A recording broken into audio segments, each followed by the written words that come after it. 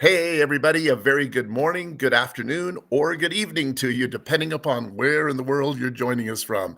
Welcome to Live from the Ranch. And as usual, my co host today is Juliana DeWillems. She is with JW Dog Training and Behavior in the Washington, D.C. area. Juliana, how are you doing today? I'm good, Ken. It feels like forever since I've seen you, not only because we skipped November, but man, you've been off traveling the world the last couple months, I, huh? I have. I mean, since we last were on the broadcast, I've been in Africa for several weeks. I've been in Australia for several weeks. And in fact, I just got back just last night. So I'm still probably on Australia time for me, which of course is a 16 hours ahead. So who knows whether it's afternoon, evening, or what it is for me myself. Weird It's just world. I just know we're on Live from the Ranch and I'm with you and I'm excited to have another episode. I know. I'm so happy. I know we have to jump in, but really quick, can you tell us what your favorite part of your travels were? I'm sure you can't even pick one. Well, I think for me, there was a lot of really cool things about my Africa trip. It was very, very successful, but I also was doing a snake avoidance protocol. And for me, the one of the things that happened is we had a very dangerous encounter with a black mamba, and the dog, one of our dogs who had been in training for a couple of years, pushed me away and alerted the way he was supposed to and basically saved my life. So that was a pretty cool aspect of it. And the this year the elephants we did really great, and we has made a lot of progress, and I see a light at the end of the tunnel, so I'm excited about that. So that's my very short summary of where I think things are, and I just really pleased with how it all went. And then Australia was just a great trip. I got to see it was my first time in Western Australia. I've been to Australia dozens of times, but never on the West Coast, and so got to see some pretty cool marsupials I hadn't seen before. These little guys called quokkas that are they're like a little bit bigger than a rat, but they almost have this built-in smile that's really cool. And we went to an island where they live, and that was a lot of fun as well. But Did we get to hear more about that at Expo, about especially your snake avoidance stuff? yes, I'll be talking about some of those things Good. in at Expo, both in the Because I live want to hear so Expo. much more. Yes. There's lots of fun stuff to talk about, but I'm excited today because I think we're going to talk about something that maybe a lot of people may not be as familiar with. We're going to talk about safety signals, and my guest today is going to be Melissa Taylor. And before we bring her on, let me just tell you a little bit about her. Melissa is the behavior and training manager at Friends for Life Animal Shelter, which is a progressive animal welfare organization in Houston, Texas. And at Friends for Life, Melissa heads a comprehensive animal-centered behavior program that includes in-house animal care, community outreach, and inter-shelter consultation. With over 20 years of experience in shelter animal behavior, her journey began with an internship at the ASPCA's Animal Behavior Center in New York City. Her passion for cooperative care grew from training livestock and wildlife as the coordinator of the behavior and training department at the Houston SPCA. And she now applies those same principles to the dogs, cats, exotics, and humans she works with now at Friends for Life. Melissa thrives on using data to create innovative projects that improve the lives of shelter animals and the people who care for them. For example, she started the Freddy Cat program to reliably shape and generalize pro-social behaviors in under-socialized cats. And her non-compulsive choice-based training and behavior modification program is associated with a 67% reduction in the number of long-stay dogs at Friends for Life. And that's a pretty good number if you're not familiar with those kinds of statistics. That's excellent. So throughout her career, Melissa has focused on the development of shelter programs related to animal behavior. And in recognition of her contributions, Melissa was awarded the 2022 Member of the Year Award by the Association for Professional Dog Trainers for her work as co-chair of the APDT Diversity, Equity, and Inclusion Committee, examining the experiences of BIPOC members of the professional dog training community. She's passionate about the role of social justice in the advancement of animal welfare. Everybody, please welcome Melissa Taylor. Melissa, hi, how are you? Hi, Ken. Oh my gosh, you read that whole thing. Well, Thank actually, you it so much. wasn't your whole bio. I actually cut some stuff out of it, but it's still a pretty impressive bio. So I wanted to make sure people knew who you were if they hadn't met you before. Yeah, so it I feel so humbled to have you here reading that and to welcome me here because I'm just a shelter worker and Hey, just, I, doing the I best I can to make the lives of animals in the shelter better and help animals in shelters all over. But I'm not a, I'm not an amazing uh, genius trainer like you are. hey, I think you should let us be the judge of that. I don't think you should say you're just a shelter worker. Shelter workers are doing important work, and it is not something that I would say just a. But just in case some of the people who are viewing you, this is your first appearance on Live from the Ranch. And so some of our viewers may not be familiar with you. And so can you take us back? I don't know how far you tell us that I'd just love to hear a little bit about what sparked your interest in animals and when and where did you get an interest in animal behavior and training? Oh my goodness. Well, my mom was a dog trainer, Ah, and every time we went to a friend's house, rather than talking to the people, she was always training the dogs there, and I kind of picked that up from her. And I was super, super lucky to have been accepted in the internship at the Animal Behavior Center at the ASPCA in New York City that was under Pam Reed over there. yes. And at first, actually, they didn't accept me. And I never heard back when I applied. So I called them and I was like, hey, I'm still really interested in this. And after, my entire young life training dogs, I was really amazed that you could do that professionally. And so I called them just on the off chance. They actually had a slot that was open, and I did that internship, and it was life changing. Wow. And No, I can imagine. yeah, they do some amazing stuff over there, some groundbreaking stuff, especially back then when it wasn't so common, I think, to be a Yeah. professional dog trainer. So in essence, though, you've been around animals and training since as far back as you can remember, since your mom was a trainer. Yes. Well, that's really Yes. cool. The And first dog training book I read was when I was 7 years old. oh wow. And it said that you should not feed your dogs for 36 hours before training. And, I can't Well, believe they published a book that said that. Well, I have a big collection of books, and there's so many of them that I read, and I go, I can't believe they actually gave this advice at some point. But it just shows you how far we've come when it comes to what we now know about training and what we know about providing good care and good welfare for the animals that we are taking care of. I'm curious, besides what we talked about in your bio, tell us a little bit about what you do as the behavior and training manager at Friends for Life. What does the Right. job entail? So we have four different emphases in our department. One of them is we provide free consultations to members of the public who maybe can't afford behavior and training consults. So they might try to enroll their animal at the shelter and we'll say, hey, I know you're having trouble leaving your dog home and they're destroying these things, but if we helped you with that, instead of enrolling the dog, would you consider keeping them? And many times they do keep them. So we have one part of our department does that. We also have our animals in shelter. We have a goal of enrolling 75% of our animals who may not be adoptable at a traditional facility. So these extremely fearful cats, for example, we have a standing program with slots for cats who are so fearful that they will just hide if they hear somebody rooms away or people can't get close enough to even feed them. So positive reinforcement based training is really difficult for those Sure. cats.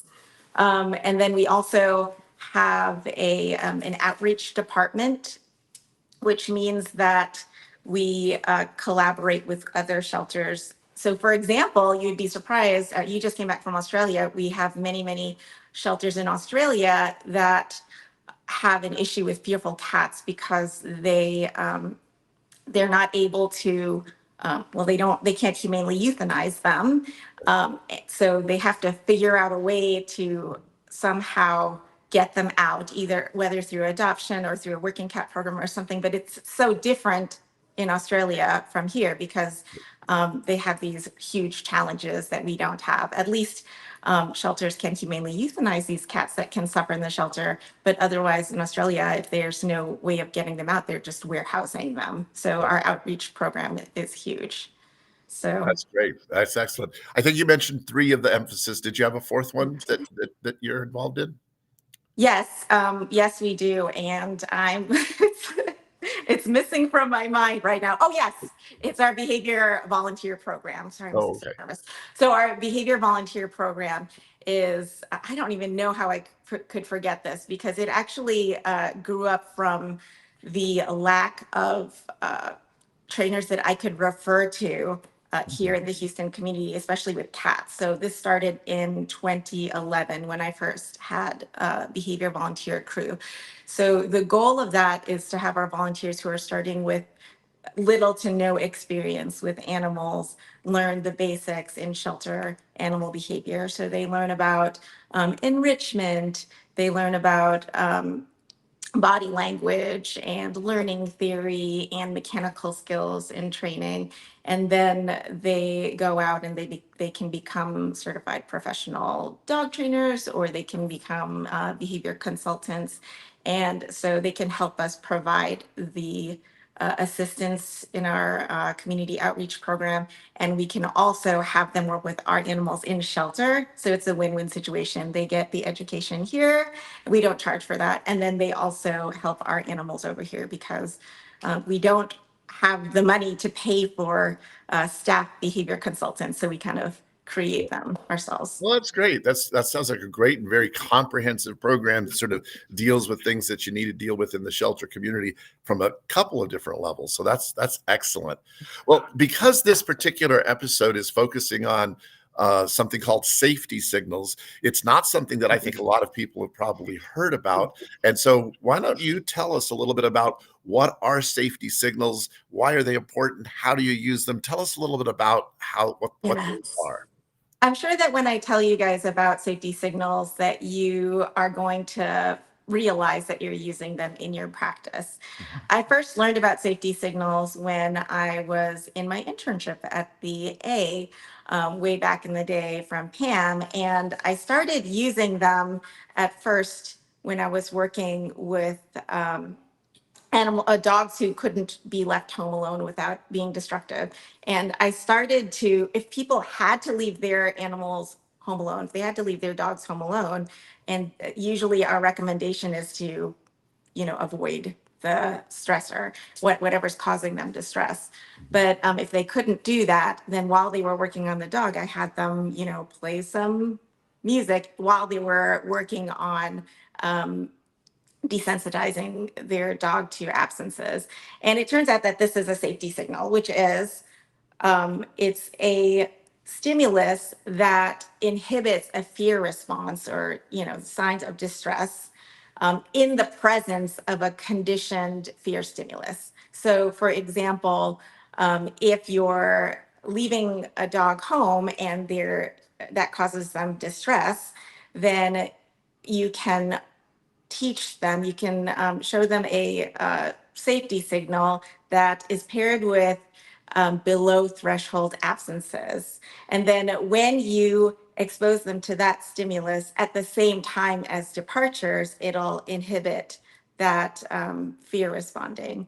So at the shelter, for example, one big problem when we work with very fearful cats is that the cats must necessarily be exposed to fear stimuli, namely that people are coming into their environment to clean and feed them. They don't want to be fed. These really fearful cats, they don't want to be fed if it means that somebody is there. So we can't avoid that, but we can teach them that sometimes when people come around, they don't do the scary things. And the problem is, eventually we want to introduce them to novel people, and how can we let them know that these people are not predictors of some scary event like having their kennels cleaned. So I've been using different environmental stimuli. So for example, the cat we're going to see today uses like mood lighting. So this light turns on when I'm going to be working with the cat. And then eventually we will start to expose the cat to new people with the light on. So, and that light doesn't come on when the scary stuff is going to happen. Gotcha.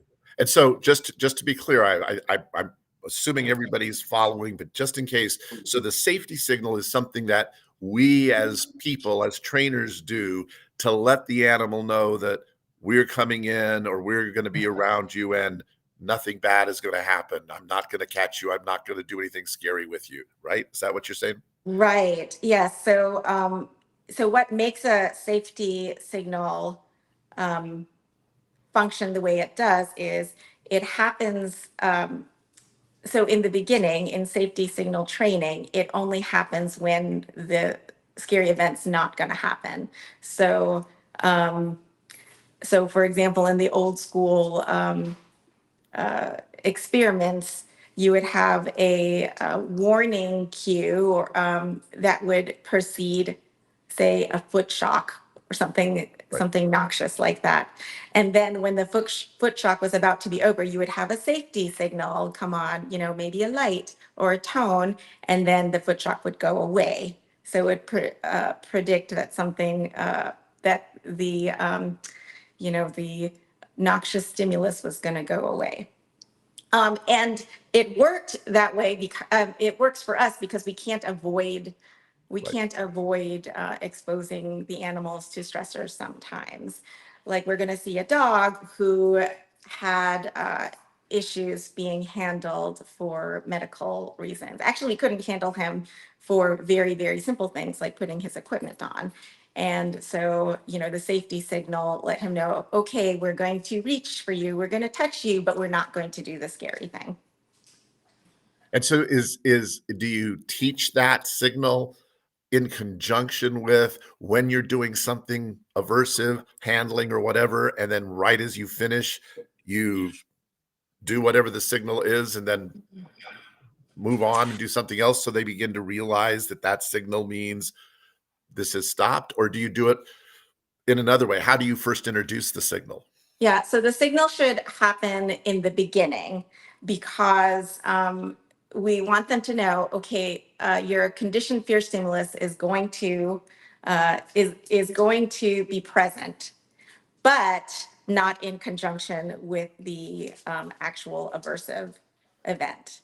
So, for Okay. example, if this dog Apollo is afraid of injections and he associates the presence of the syringe with the injection, at first we may present the safety signal and the syringe, and then, you know, then we do our counter conditioning desensitization. But the point is, though, that the conditioned fear stimulus appears at the same, you know, at the same time as the safety signal, if that makes sense. Yes, it does. But it doesn't, just to make sure I'm following, but it doesn't appear in conjunction with the actual stimulus, the fear stimulus. It appears when the fear stimulus appears, but not when the actual injection is going on, or right? So it does. Oh, and this is the function of, so in training, no. But we build up the intensity of the you know, the process with the syringe. So at first we just have the syringe there, and then we may, you know, move the syringe close to the dog. We do some, you know, some contact with something, maybe the capped syringe, just like kind of very simply explained. And then we do actually do practice injections. So we'll do those today. The point is, just to kind of go back to the literature, is when you've done training with the safety signal, that when you do present the safety signal at the same time as something that might, like the actual foot shock, for example, the responding is lessened. Gotcha. And I don't know if I can somehow share a paper with the viewers later. Maybe I can. Yeah, you can. We can also, if you give us the details, Rachel will do her best to put a link to in the chat screen if we can. Great, yeah, because it'll be so much easier than me describing it. So, so fear responding when you have your conditioned fear stimulus alone is, quite high. Then the fear responding with just the safety signal alone is low. And then after this training, the safety signal training, when you present both at the same time, then the fear response is inhibited. So the fear responding is lessened. Excellent. Okay, I certainly I am familiar with some of those studies, and so I think it might be helpful if people were able to see them. And it might what might help even more is if we did a demo with what I know you have a dog that's that we can do a demo with. So why don't we do this, Melissa? I'm going to take a quick break because I want to tell people a little bit about Clicker Expo, and then when we come back, we can do a demo with one of the dogs in the shelter there, and you can give us an example, and we can ask some questions about that after your session. Yeah, That sound good? definitely. Absolutely. All right, excellent. All right, we'll be right back with Melissa in just about 1 minute.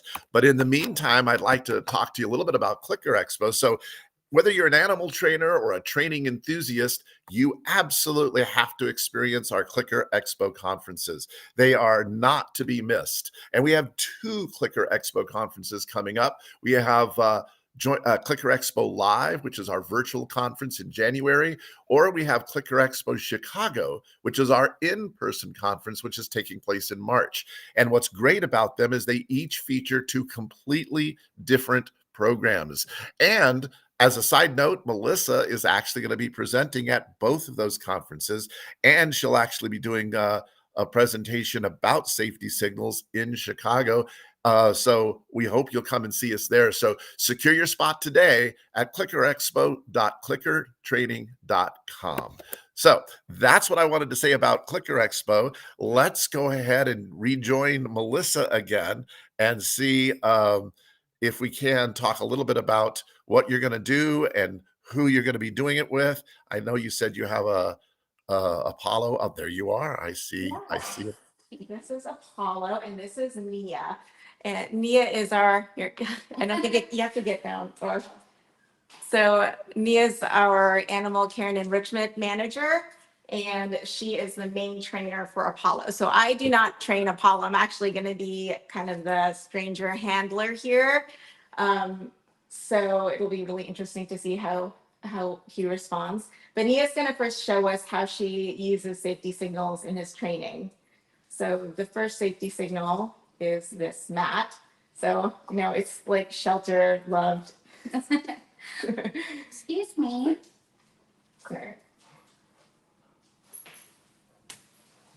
Okay.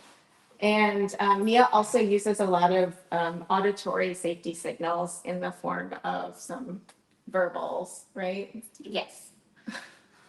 Okay. Apollo.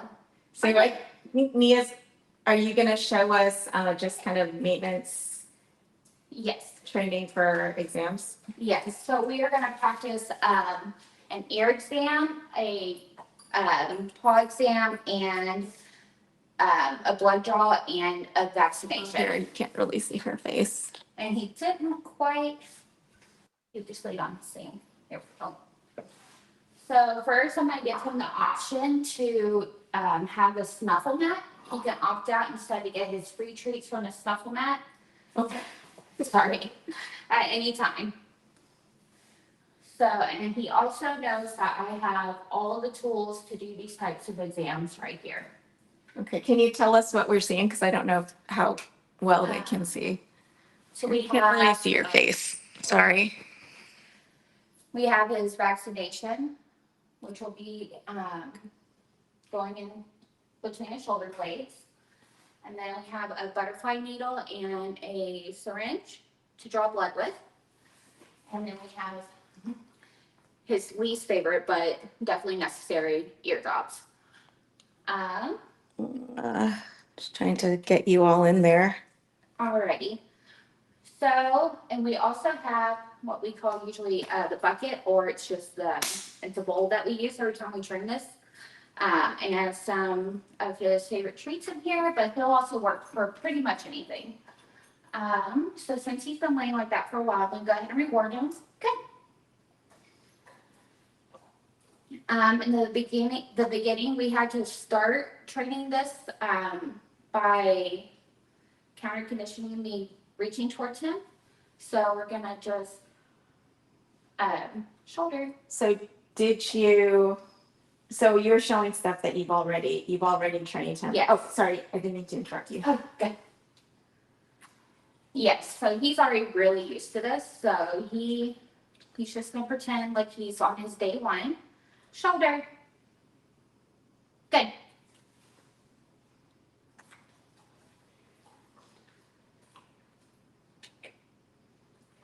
Shoulder. Good. So in this case, the safety signal is when you say shoulder. Yes. Shoulder. Good.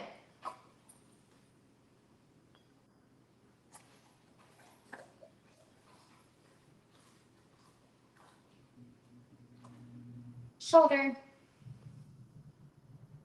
Good.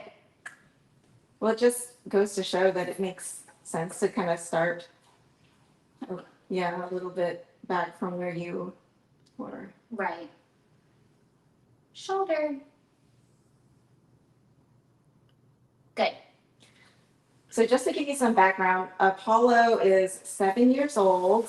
He was adopted from the shelter when he was a puppy, when he was quite tiny, like maybe 7 weeks old. And he was returned recently, not due to behavior, but the folks were moving somewhere where there were breed restrictions. And when he came back to us, he was difficult to handle. Like he would kind of panic, and whenever we were trying to touch him very simply, for example, we couldn't put any equipment on him, and he turned out to have some health issues. Belly. Right, like he's got some. Oh yeah, he has some health issues. He has an allergy that causes him to have little painful pustules between his toes. Good.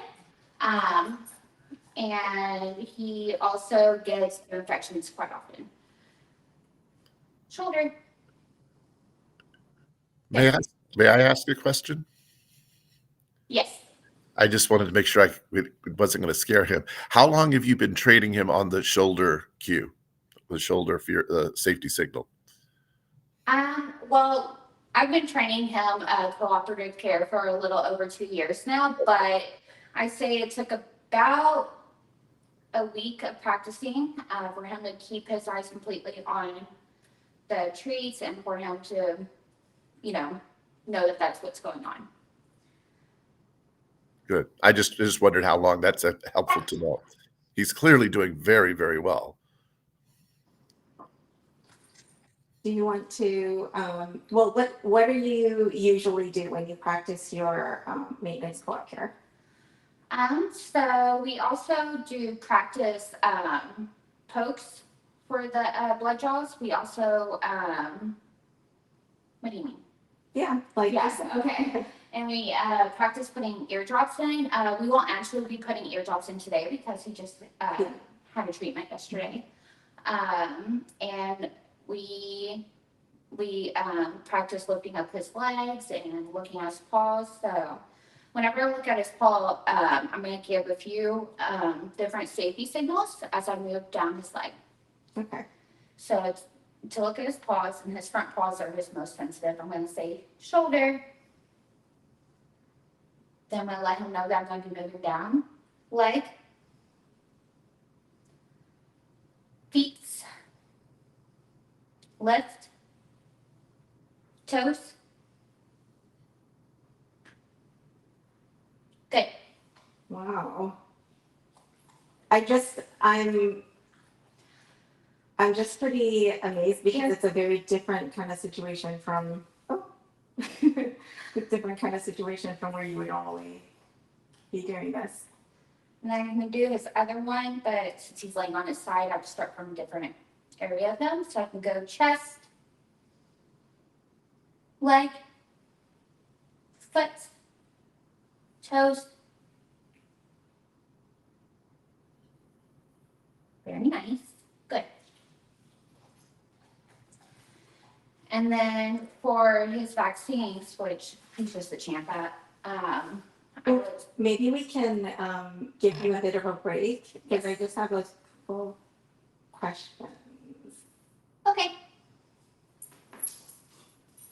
Okay. And so while we stop, we fix the map. So Mia, how long have you been working with Apollo? And you don't need the truth behind it. Fine. Hey Mia, Yes. have you been working with Apollo? Though you said for 2 years, have you been his trainer the whole time? And how often each day or each week do you work with him? So yes, I've been with him for 2 years. We would typically practice for 15 to 20 minutes a day, depending on how long. As you can see, he likes to continue it. So at first, we really had to practice getting him to stay on his side, but now it's his automatic behavior. But yeah, he's a quick learner.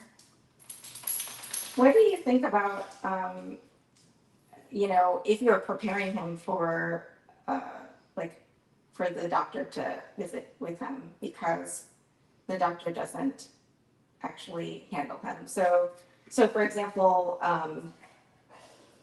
you can do all these things, but, you're not going to know Right. what to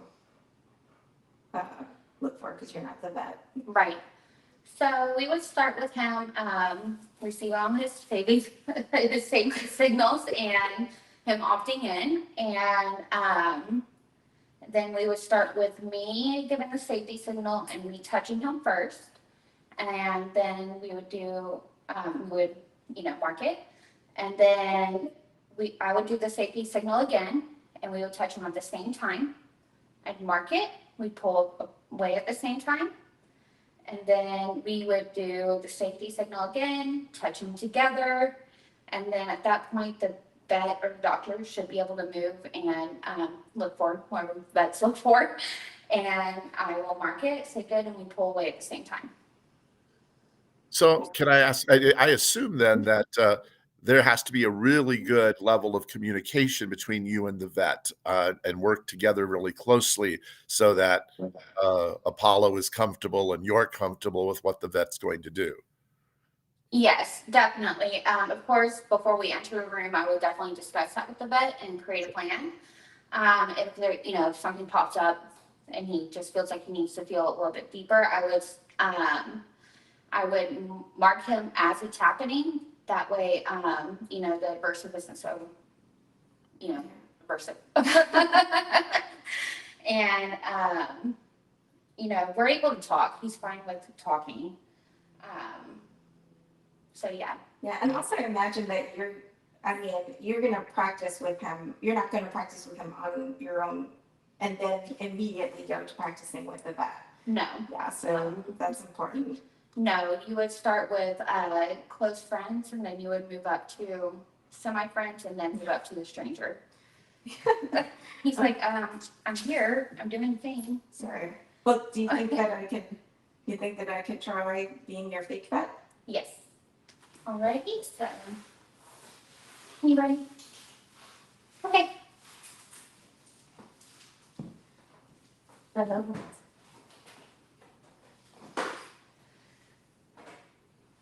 And this and do this. So, do you want me to? You're going to come and be beside me. Okay.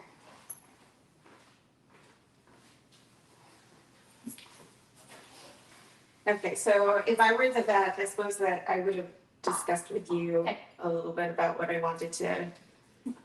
Yes. Do you want to do a belly exam? Sure, or I don't know if he would be. So, like, his challenges are feet. Yes. Ears, feet and ears. Yeah. Well, we could try, and so belly is like the easiest thing. So if I was gonna Yeah. help it, We could start with the belly so he gets used to you touching him, and then we can go ahead and try the paw. okay. Alrighty? Belly. Good.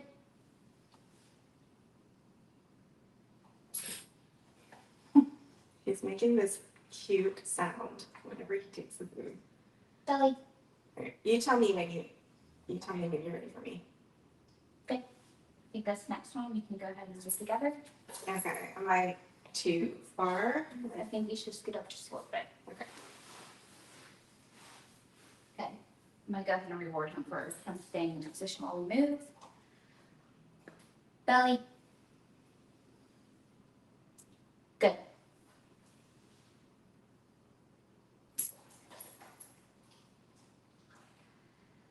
Belly. So Good. sorry. So this time I think you can go ahead and move to like where you would probably. Wait, do you want to show me how? Okay. Belly. Belly rubs.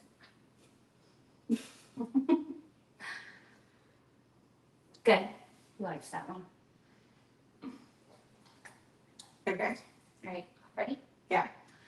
Belly.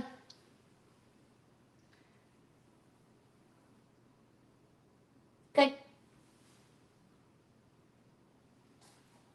Okay. Maybe we can. I'll do it one more time so we can give him a break. Belly.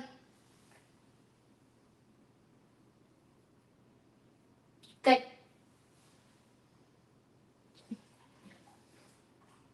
Okay.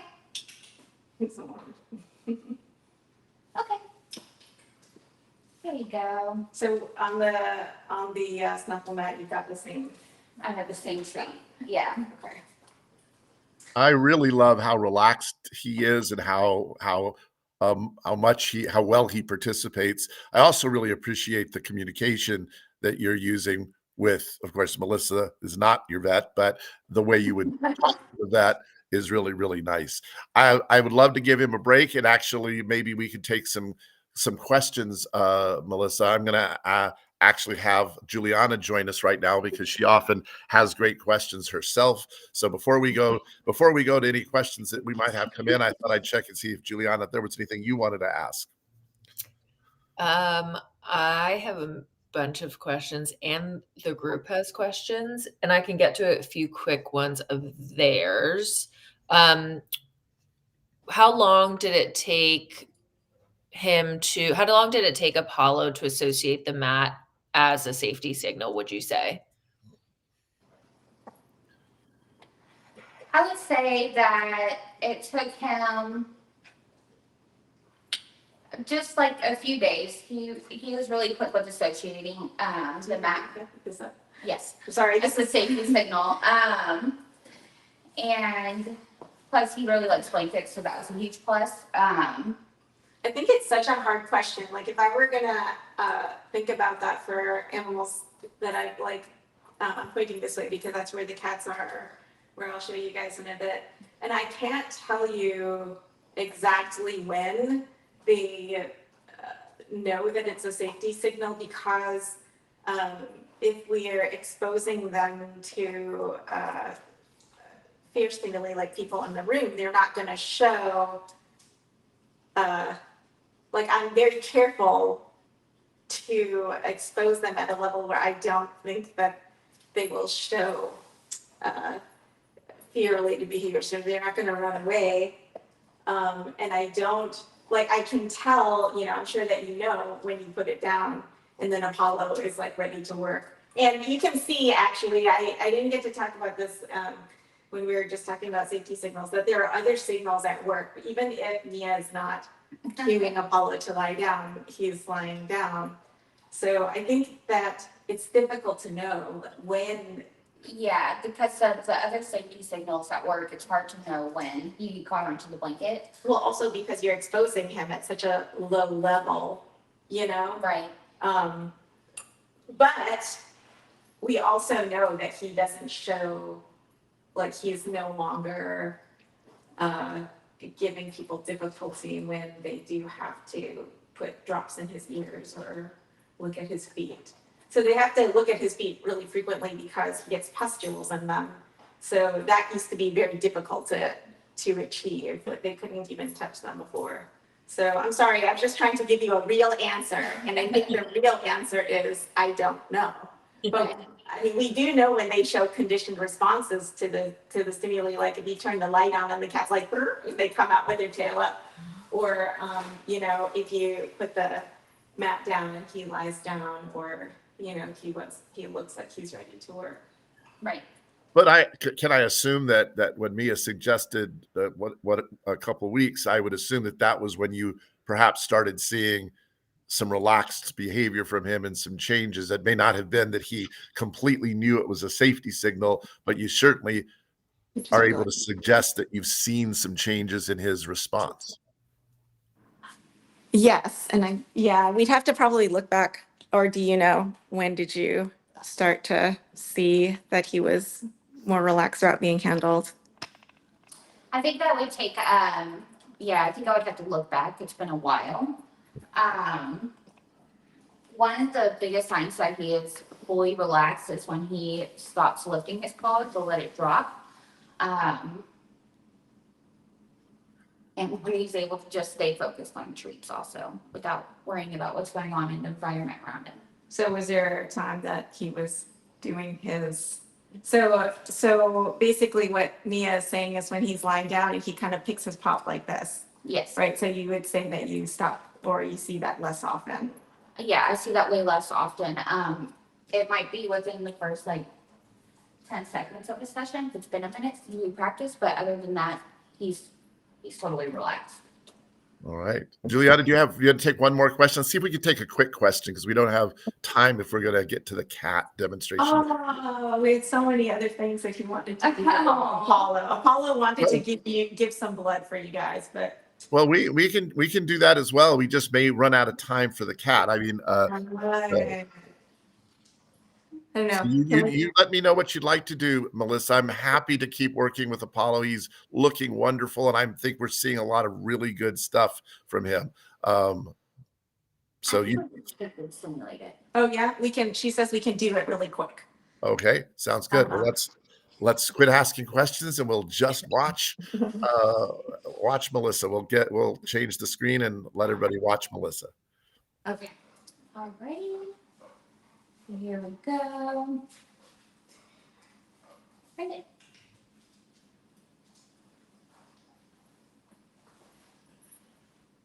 Okay. Oh, it's all me.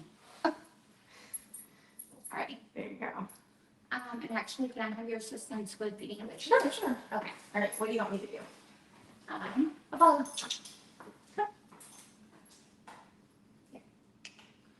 I'm going to have you, when I mark, feet on the tree. Okay. Okay. Okay. So I can just sit right here. Here we go. So just. Alrighty. Good. Go ahead.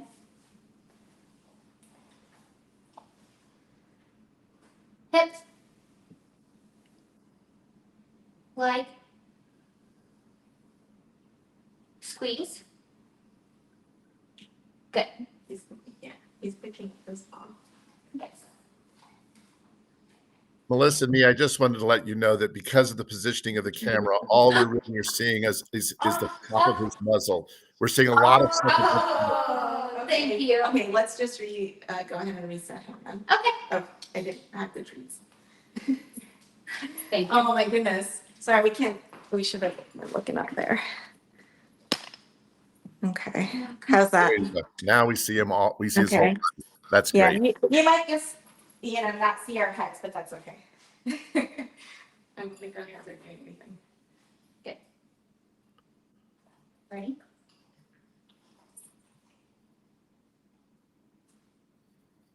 Okay.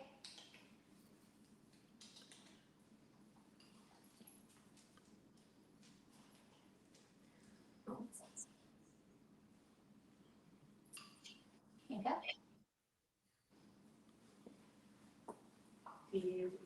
Good.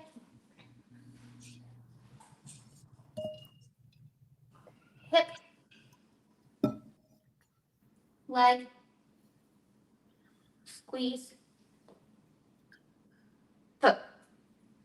Oops, good. I'm sorry. It's my fault. Good. All right, and that's what a blood draw would look like. But since we're short on time today, I don't want to like look for the vein and everything. Okay. Well, You want to do it? Okay. yeah. Well, I mean, Hip, just really quick. leg. Good.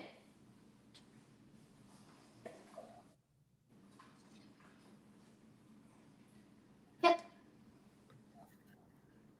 Leg. Squeeze. Poke.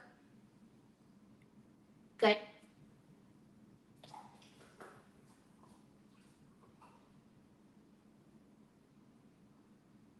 Good. And that was with the needle. That's really nice. It's really great to see how calm he is, how relaxed he is, and Mia, the relationship that you've built with him is great. Looks really great. Thank you. Thank you. I appreciate that. It's all him. I think he's more training. Did she want my All right. explanation? Hey, That's you know okay.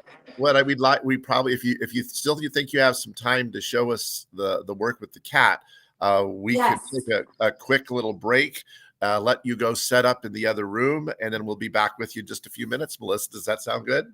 Sounds great to me. All right. That was great to watch you work in there and see Mia working with Apollo. That was really nice. And, I wanted to tell you a little bit about Karen Pryor Academy, because at the Academy, you can build your skills and knowledge by enrolling in any of our on-demand courses. Or if you already have experience, you can apply to our certification program with in-person or a fully virtual workshops.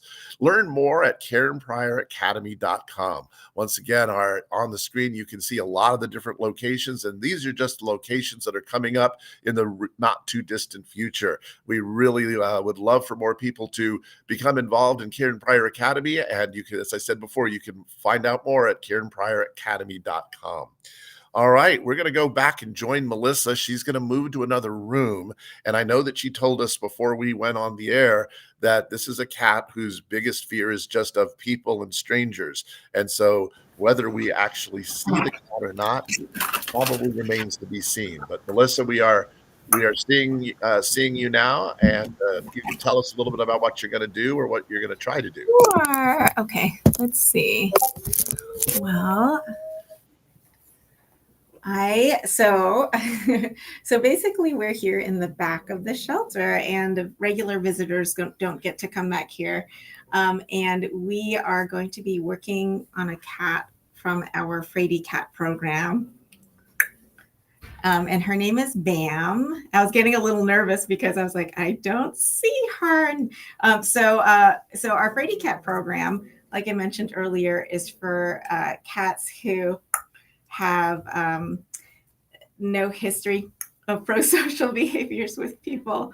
And so Bam is a kitten from the program. She's 5 months old, and she came from a colony where so typically we recommend trap neutering and releasing cats who are thriving out in the colony, but she was from a colony where where the colony members were in danger. It was kind of an area that was getting busier, and so their colony members were getting hit by cars and so on. It was no longer safe to return them. And here, I think I'm going to have to lower this. Here, I'll just reset her. So basically, Bam has not finished with the generalization portion of the training. So there are different stages to there are different stages to the Freddy cat program. So in the very beginning, they don't take any treats from us, and they won't come out when people are around. So we use negative reinforcement to train them. So we reinforce behaviors by moving away from them. Sure. And gosh, I could talk so much about this, but we're going to just talk about safety signals, huh? Because I just want you guys to know where we are in her training is that she has not generalized that all people are safe. And so when people come into the room, we would expect cats who haven't finished their generalization training to run away. And she has not. I've been reserving Nia as a stranger. So we often use the dog folks to train the cats over here in generalization phase. So I've been avoiding introducing Nia to Bam because I really wanted to show a real stranger meeting her. The safety signal for Bam is, I think I'm going to have to try to move the computer actually because it's behind you guys. It is a light, an ambient light that we're putting on. So I'm going to just check a few treats so that she'll go away. Give me a second. So Nia has not been really exposed to BAM before this. No. I mean, maybe you may have cleaned back here, Maybe, but I don't think so. But Not in her time. Not in a training capacity.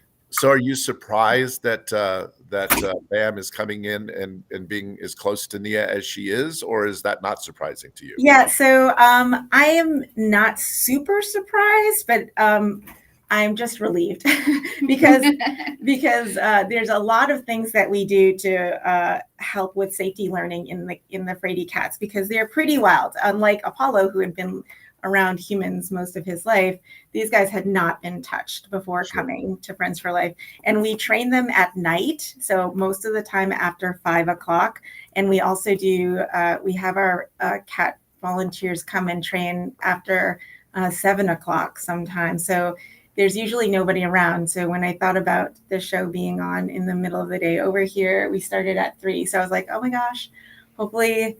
So this is a way that safety signals can be a little problematic is because you may set up accidental safety signals that are difficult to have the cat function in the situation where you need them to. Let's say we needed Bam to meet a stranger, a visitor, during opening hours. We want to gradually have their training sessions be earlier and earlier. But, sometimes our other departments might not know that the Freddy cat is still in nighttime training mode and they'll schedule an adopter to come visit them. And so that can be difficult. Anyway, so I'm just relieved actually that Bam is out. And I think we can go ahead and have Nia work with Bam if that's okay. Okay. So basically, so you can, if I'm going to demonstrate for you. So if she makes, I know I've been touching her this whole time, but you're not going to touch her. I was just trying to keep her out because otherwise she'll go and hide under here. So basically, well, now that she's under there, you can whenever she makes eye contact with you, you can tongue click her and then treat her over. If she's on your right side, treat her on the left. So let's see. Oh gosh, I don't know if you guys can see, but Yes. Yeah, she makes eye contact with me. And if she's on my left side, then I'll treat her on the right. There you go. Oh, great job. Great job. Oh, sorry. So Melissa, are you going through this with Nia as if she were an adopter, or are you going through it as if she's a volunteer, an employee who you're trying to get ready to use the protocol? Yeah, so both. In the beginning, this is what we do with our mostly staff and volunteers who are helping with generalization for these cats. Most of the time, so in order to finish generalization phase, they'll have had to meet and rub up against people without using food reinforcers at least 4 times in a row. And so if they've done that with 8 people, then oftentimes they will what we call self-intro. So for example, I don't have to go through the whole protocol with her. So I'm trying to so I don't have to do the whole thing that I'm asking Nia to do. That was great and good. I'm so glad you were ready for that. So Mia is kind of a ringer because she's met a bunch of Freddy cats before. So she knew that when Bam actually touched her with her tail, that she clicked. I don't know if you guys could see. I think you guys could see. So there, and also, and Mia can also mark whenever she rubs against me. So we start with more experienced strangers first before moving on to just regular people. But like I was saying before, that the Freddy cats, after meeting the 8 people, they often will start self-introducing to the people. So they'll come up and they'll, because we do the introductions in such a ritualized way. So first eye contact, and then as we are reinforcing the eye contact, we're putting the reinforcer here or here so that the cats get used to walking back and forth in front of us. And so then we start marking the back and forth motions. And I'm also not, I haven't taught her any,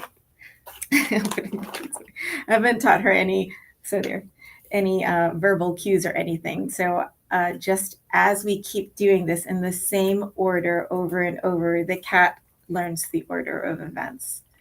So once she starts moving back and forth, then we'll click if she happens to make contact with us. And then once she, like this, she makes contact with us, then we can put our,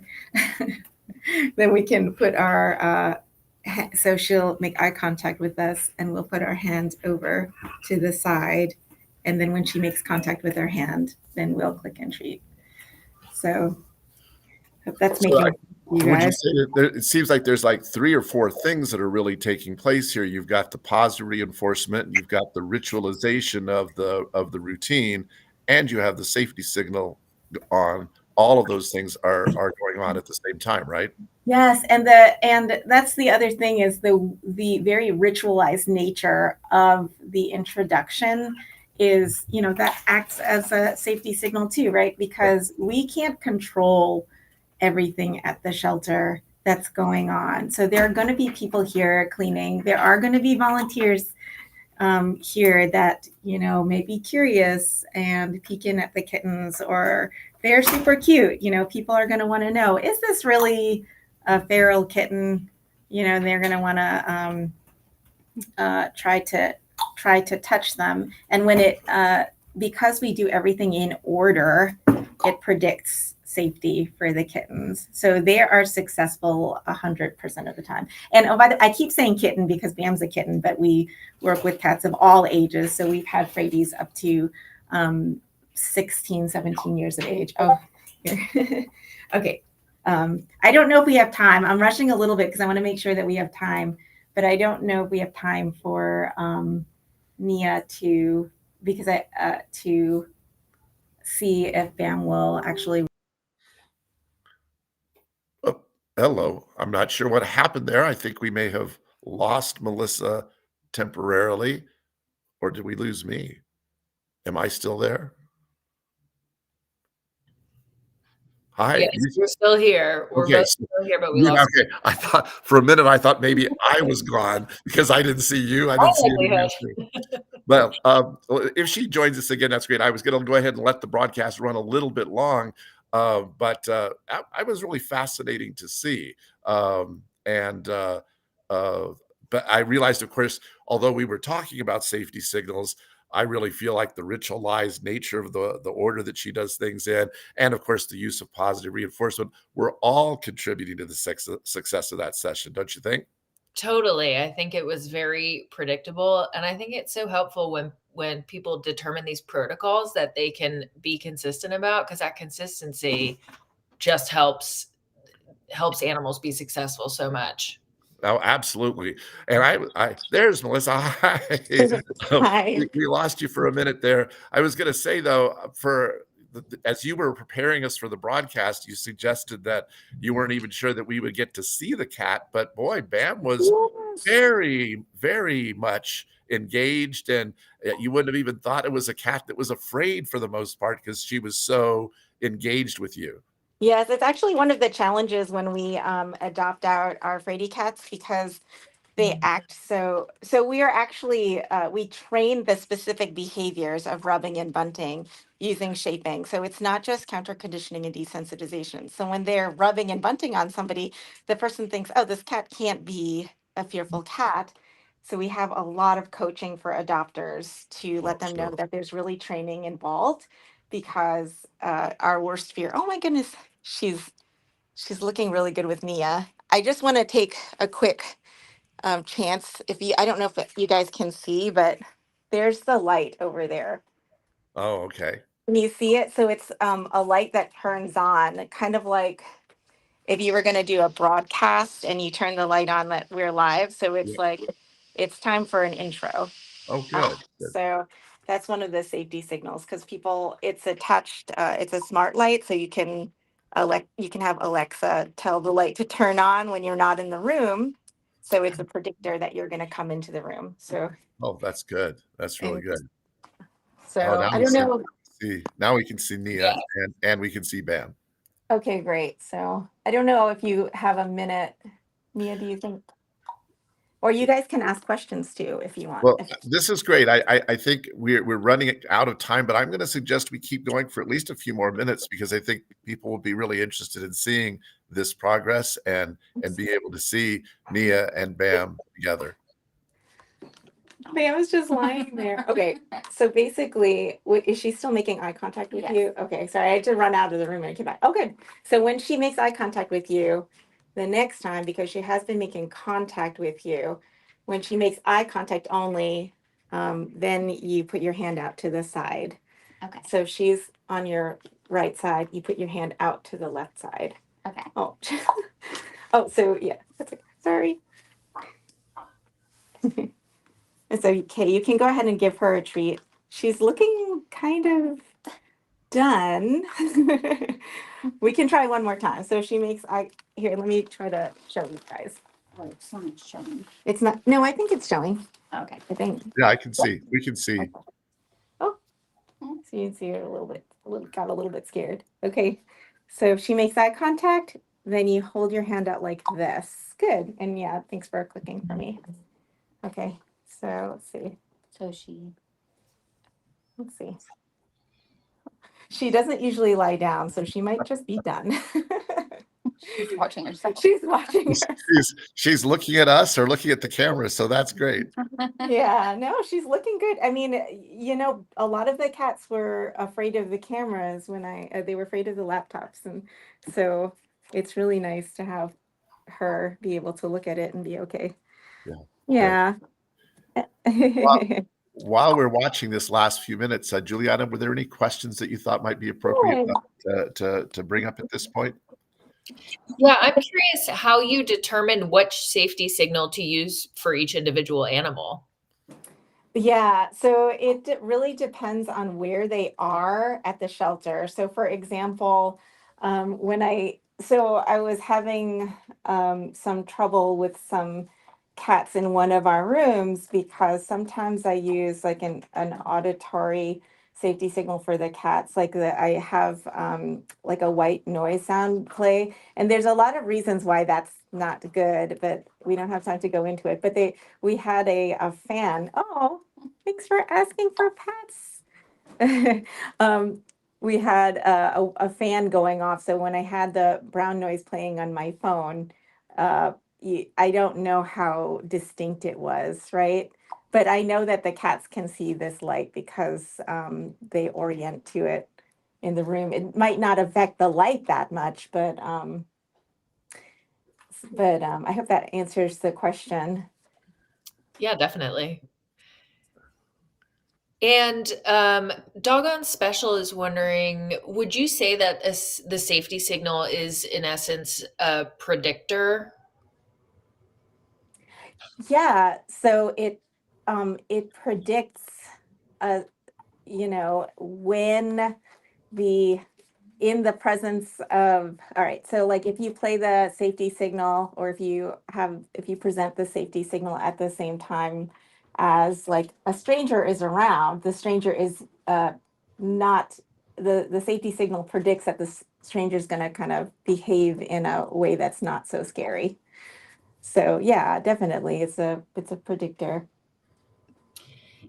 And if people, we have a couple questions asking about the paper that you mentioned. What's the best way for folks to, like, are you on social media or anything where you could share that more information about this, or should they come to Clicker Expo and see you talk more about it? They should absolutely come to Clicker Expo. I'm very excited about that because that's going to have some live demos. Oh, and me too.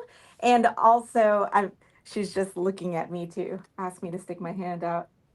But yeah, and I can share that can I share that with you folks? Or, Absolutely. Share it with us. yeah. We can probably put it in the notes about the broadcast when it's on YouTube. So Yep. Yeah, great. Yeah, because it's got so much information about the neurobiology of the safety signal and how safety signals can act as reinforcers, and so much that I couldn't manage to say in the broadcast with the little time that we have. great. Well, and we'll go ahead and get that from you after we get off the air, and then we'll see if we can add it to the YouTube broadcast as far as giving everybody a notice as to where to look that up. I could sit here all day and watch because this little cat is doing so well, and it's so good to see that ritualized process. It's good to see you use good shaping and good positive reinforcement training. It's good to see Bam meet Nia and seeing how well Nia responds. All of this is just really fascinating to watch. And I don't want to wrap it up, but we are past our time, and I see most of our viewers are still watching as well. So that's a really, really good sign. And I really appreciate you sharing this with us today, Melissa and Nia, both of you, for sharing what you do. The work that you're doing there at Friends for Life is clearly excellent work, and I can't wait to hear more about safety signals at Clicker Expo in Chicago. So with that, I'm going to go ahead and thank Bam and thank Nia, and thank you, Melissa, so much for joining us today. I'm going to tell people a little bit about some things coming up at the ranch that I hope people are going to be interested in. And then we want to tell you about next month's broadcast, which is going to be really exciting as well. So we've got some great classes lined up for 2025 with me here at the ranch, which is just about an hour south of Seattle. I'm excited about some of the offerings, which include a special ranch experience that's going to be centered around protected contact training. I'll be presenting a workshop on the positive reinforcement snake avoidance protocol, which will be the first time that I've done that in person. There are going to be some working dog spots for that as well. I also have a seminar talking about training games to improve a lot of the different skills, and we're going to have a lot of fun with that. And Dr. Susan Friedman is going to be joining me again at the ranch this year. Backed by popular demand, we're going to talk about coaching people effectively using positive reinforcement. And of course, we want to remind everybody that for right now, all of our week-long courses are still being offered at a $200 off the registration, because we're still in the early bird phase. So you can register for that before the deadline ends for the early bird registration. So you can look for more information at theranch.clickertraining.com, and you can see that on your screen right there. And having said all of that, I want to thank all of you for joining us today at on Live from the Ranch. And we want to remind you that coming up next month, we also have another new guest for us at Live from the Ranch. This is going to be Maya Huff Owen, and we're going to talk about social reinforcers, but we're going to use a lot of the information that Maya has learned from sheep herding to sort of talk about social reinforcers and what that means and what their application to our dogs might be. So I hope you'll join us in January. It'll be January 2nd. It'll just be the new year. We'll just having gotten started, and we're looking forward to another wonderful year of Live from the Ranch then. Also, if you have other questions or suggestions for us, you can always visit the ranch website and give us your comments, give us your suggestions for things that you'd like to see on future episodes. Or if you have videos you'd like to share, you can share them on our website. And finally, a reminder of all of the special things that we've got coming up. here they are. I talked about them throughout the broadcast. Clicker Expo 2025, a training conference that I just hope all of you will get a chance to be at one of them or both of them. That's going to be really exciting.